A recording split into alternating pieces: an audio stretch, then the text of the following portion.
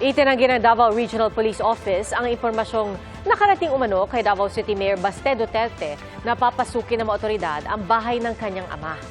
Saksi, si Ian Cruz.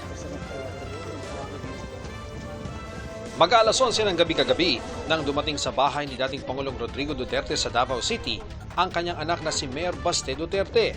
Ayon sa nakababatang Duterte, may natanggap siyang impormasyon na papasukin umano ng mga otoridad ang bahay ng ama. Suot sila, gusto sila mo tanaw, ana.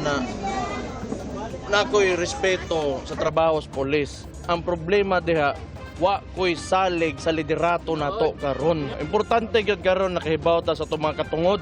Saglit nag-usap si Mayor Duterte at ang mga abogado bago siya umalis. Hantod sa naa mo, gani kamo.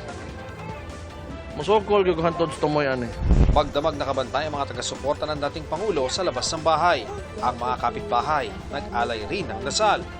Pinabulaanan naman ng Police Regional Office 11 ang impormasyong magsisilbi ng search warrant sa bahay ng dating Pangulo. Wala pong katotohanan na merong gagawing raid sa bahay ni FPRRD or sa kanyang mga anak. Wala gi pull out, wala gi recall ang mga PNP personnel nga atong gi-deploy sa balay sa atong former president. Nalang sila sa area sir na sa kanto.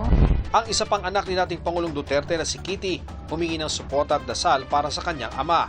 Ang ina naman ni Kitty na si Hanilet Abansenya, hindi na raw sasampahan ng PNP ng reklamong direct assault ayon sa nagpatupad ng arrest warrant laban kay Duterte na si CIDG Chief Police Major General Nicolas Torre III. Ang pulis na napokpok ni Hanilet sa ulo, bibigyan daw ng medalya. Ibibigyan na namin ng medalya ng sugatang magiting dahil ho yun, may kasama ho yung 3 days leave. Kung meron man pong kayong kakasuhan, sino-sino po ito, General Torre? Wala na po Wala kang kakasuhan? Regarding that matter. Tapos na po kami dyan dahil it's just part of the job.